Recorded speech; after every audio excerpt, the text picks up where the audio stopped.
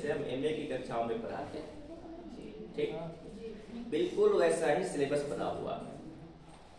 हम लोग बात कर रहे थे कि फिर एमए की कक्षा में जो हम पढ़ाते हैं वही आकर आपको यहाँ पर पढ़ाएं, क्या ये ठीक रहेगा?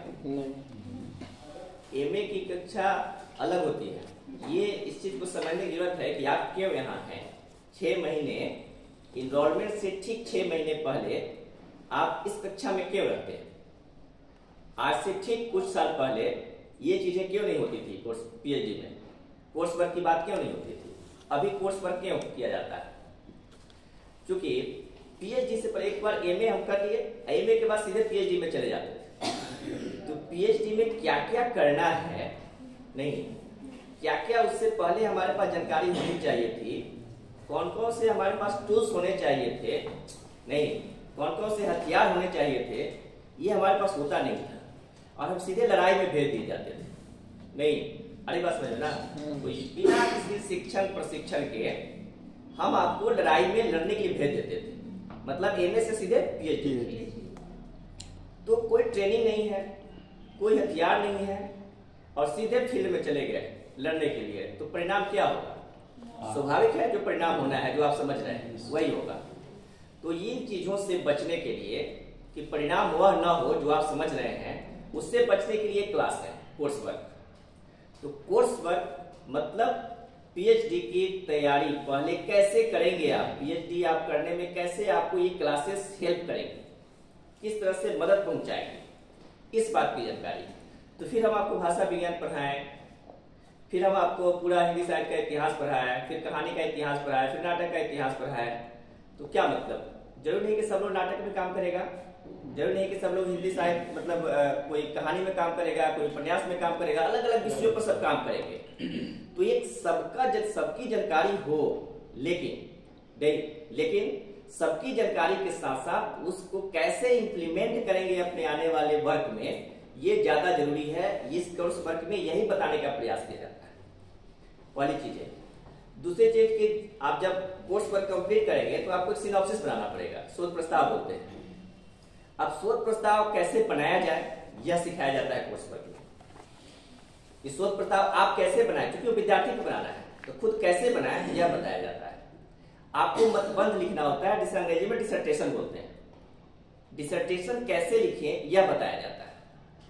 नहीं, फिर जब ये सब कंप्लीट आप कर लीजिएगा, जब आप पीएचडी करने जाइएगा, जिस भी विषय पर कीजिएगा, उसमें आपको यह बताया जाएगा कि कैसे आप किस डायरेक्शन में चलेंगे, आप आईसीटी का इस्तेमाल कैसे कीजिएगा, कंप्यूटर का इस्तेमाल कैसे कीजिएगा। नहीं, ये सारी चीजें, आप कोई थॉट है उसका इस्तेमाल कैसे कीजिएगा, कोई वाद है उसका इस्तेमाल कैसे कीजिएगा, कोई सिद्धांत है उसका उपयोग कैसे कीजिएगा, ये सारी चीजें आपको ये बताया जाएगा, ताकि आप उस समय भटके नहीं, आपको कोई भटकाए नहीं। तो उसी तरह से एक हमारे पास चैप्टर जो पढ़ना है वो सिद्धांतों को लेकर है, नहीं सिद्धांत को लेकर है। और सिद्धांत में मुख्य रूप से जो सिद्धांत बताया गया है, जो सिलेबस में मेंशन है, गांधीवाद है, मार्क्सवाद और भी है, अस्तित्ववाद है और सारी चीजें हैं। नहीं, और लोग आएंगे, उज्ज्वल सर आएंगे तो और अस्तित्ववाद के बारे में और जो सबाल्टर्न स्टडी है उस सब के बारे में चर्चा करेंगे। तो गांधीवाद और मार्क्सवाद पे हम लोग बात करेंगे। अभी बात करेंगे गांधीवाद पर, ठीक है। गांधीवाद के बाद में हम लोग आएंगे मार्क्सवाद पर। पहले स्वदेशी ही अपना लेते हैं, फिर बाद में मार्क्सवाद पे आएंगे, ठीक। तो गांधीवाद को समझने के लिए एक पृष्ठभूमि की जरूरत है, जिस पृष्ठभूमि पर हम चर्चा करना चाह रहे हैं।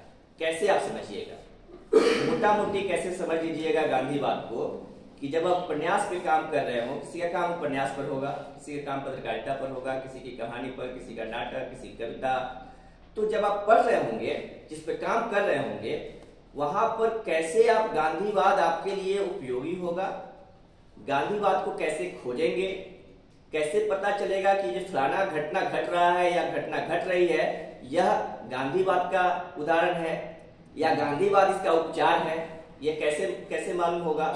इन चीजों के, इसी टूल्स को, यह टूल्स आपको हम बताना चाह रहे हैं अभी। तो गांधीवाद जैसे ही कहते हैं, वाद है, वाद का मतलब घेरा होता है।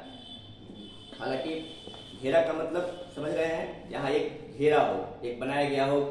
तो घेरा वाद, जब गांधी की बात होती है तो गांधीवाद अर्थात गांधी की बात हो रही है, सीधे सीधे हम गांधी पे आते हैं, बहुत भूमिका बांटने की जरूरत नहीं है, गांधी पे आते हैं।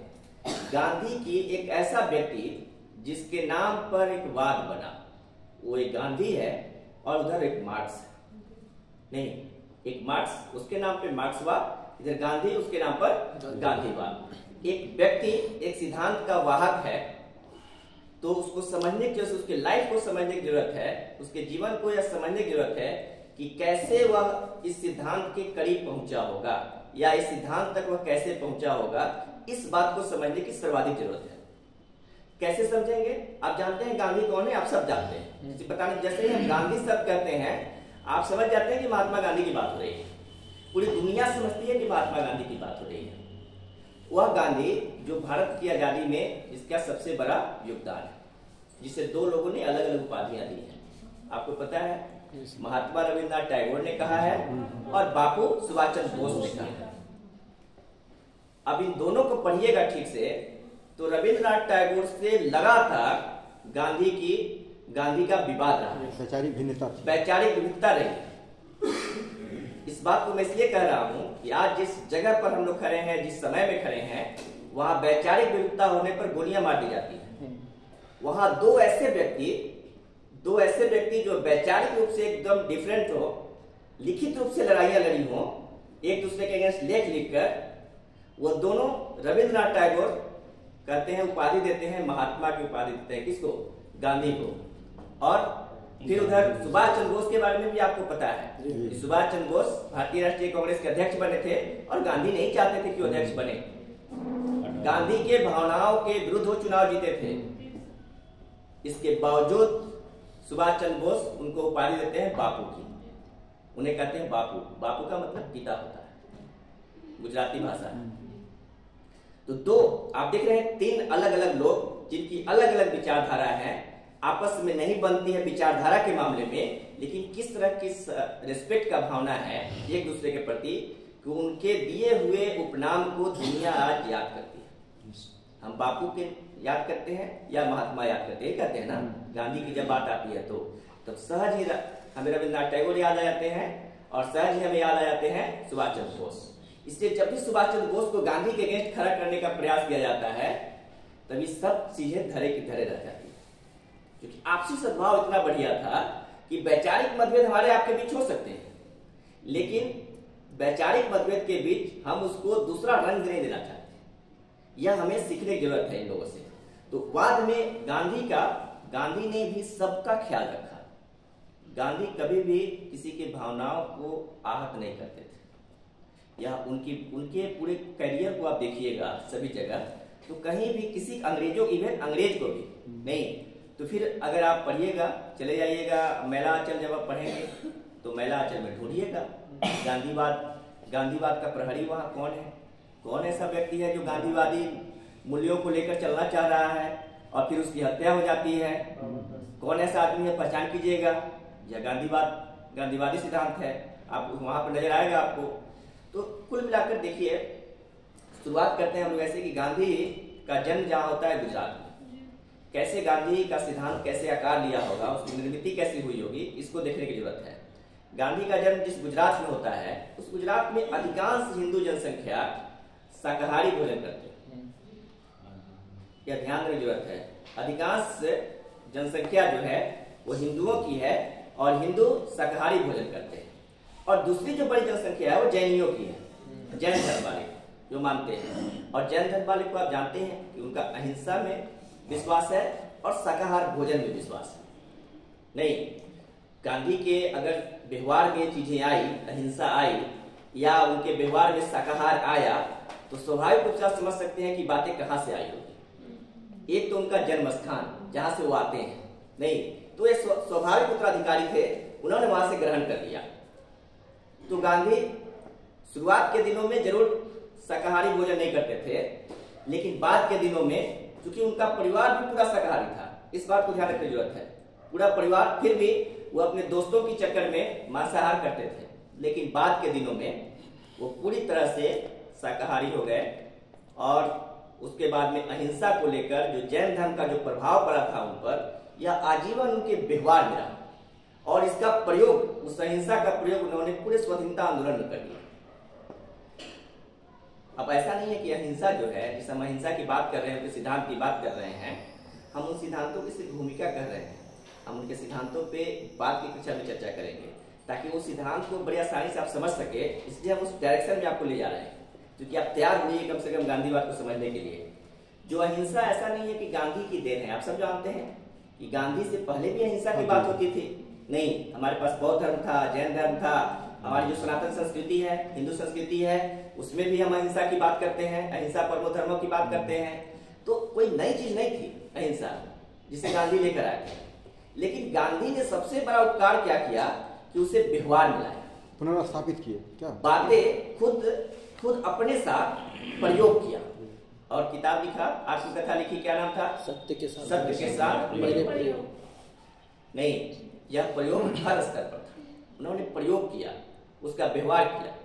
जब हम चीजें, दो चीजें, जैसे आप ध्यान रखिएगा, आप अपने घर में रहते हैं, आप अगर घर में झाड़ू नहीं लगाते हैं, आप अपने बच्चों को कहिएगा झाड़ू लगाओ, तो क्या कहेगा, क्या जवाब आएगा? स्वाभाविक है, ध्यान रहे क्या जवाब आएगा? नहीं। अगर आप झाड़ू लगाते हैं, अगर खुद झाड़ू लगाते हैं, आप बच्चों को कहिएगा तो उसका क्या प्रभाव पड़ेगा आपको भी पता है। नहीं, तो गांधी ये चीज समझते थे, तो उनके सिद्धांत की जो निर्मित हुई है वह व्यवहारिक पक्ष उसमें ज्यादा है। सैद्धांतिकता है लेकिन व्यवहारिक समझ, व्यवहारिक पक्ष ज्यादा महत्वपूर्ण है। वह जो भी करते थे वह खुद उसका आदर्श प्रस्तुत करते थे, एक आइडियल खुद को रखते थे सामने, इसके बाद फिर वो चीजें बताते थे। तो सत्य अहिंसा की बात आई उनके परिवार से, नहीं समाज से, जैन धर्म से। उन्होंने जो अध्ययन किया, जब अध्ययन कर रहे थे वो तो हिंदू थे और सनातनी हिंदू थे। उन्होंने गीता पर बहुत उनका प्रेम था, बहुत विश्वास था गीता पर, इसलिए गीता का उन्होंने अनुवाद भी किया है गुजराती में। गुजराती में टीका भी लिखा है, अनुवाद भी किया है। जानते हैं गुजराती भाषा भाषी थे तो गुजराती में लिखते थे। अधिकांश उनकी पुस्तकें गुजराती में है, बाद में उसका अनुवाद हुआ है। उनकी जो अधिकांश पुस्तकें हैं वो सब गुजराती में है, उसका बाद में हिंदी में अनुवाद हुआ या फिर अंग्रेजी में अनुवाद हुआ है। जो अपनी आत्मकथा भी लिखते हैं वो अभी नहीं, या हिंदू स्वराज है, ये सब जितनी पुस्तकें वो लिख रहे हैं वो सब हिंदी में, गुजराती में लिखते थे। बाद में हिंदी में अनुवाद होता था और दूसरे भाषाओं में अनुवाद हो जाता था। तो आप उनके सिद्धांतों को अगर जानना है, समझना है, तो हमारे पास स्रोत क्या है? किस स्रोत के पास जाएंगे जो उनको समझ सकते हैं? स्रोत जब पीएचडी की बात होगी तो स्रोत की बात आएगी। स्रोत का मतलब सोर्स, स्रोत का मतलब सोर्स, संदर्भ, रिफरेंस की बात आएगी। हम जब भी कोई बात करेंगे बिना रिफरेंस की नहीं करेंगे, जब भी बात करेंगे तो विथ रिफरेंस करेंगे। तो गांधी की जब बात आई, गांधी के सिद्धांत को हम पढ़ेंगे तो किसके माध्यम से पढ़ेंगे? हमारे पास कुछ स्रोत होंगे ना। तो गांधी ने न सिर्फ आंदोलन किया, गांधी ने लिखा भी बहुत कुछ। तो आपने कई उनके पत्र पत्रिकाएं वो खुद निकालते थे, उसमें जो बातें आई हैं, जो उनके वैचारिक आलेख आए हैं, उसके माध्यम से हम गांधी को समझते हैं। नहीं, गांधी ने जो आत्मकथा लिखी है, आत्मकथा के माध्यम से हम गांधी को समझते हैं। नहीं, गांधी ने और सारी जो गीता के अनुवाद किया है या गीता कोश लिखा है, उसके माध्यम से हम उनको समझने का प्रयास करेंगे। हरिजन नाम की पत्रिका निकालते थे, नहीं, यंग इंडिया नाम की पत्रिका निकालते थे, और क्या, इंडियन ओपिनियन निकालते थे, और क्या निकालते थे, और नवजीवन। ये जितने पत्रिकाएं थी, ये सब उनके वैचारिक मत इसमें सामने आता था। इसके माध्यम से हम उनके माध्यम से गांधी के बारे में, उनके सिद्धांतों तक पहुंचने का ये डिकोडिंग करेंगे, उनके माध्यम से पहुंचने का प्रयास करेंगे। नहीं, गांधी का विश्वास, सिद्धांतों में विश्वास का बहुत महत्व है। गांधी का विश्वास किसके प्रति था? कौन सी ऐसी चीज थी जिसपे गांधी का विश्वास टिका हुआ था? क्या था? क्या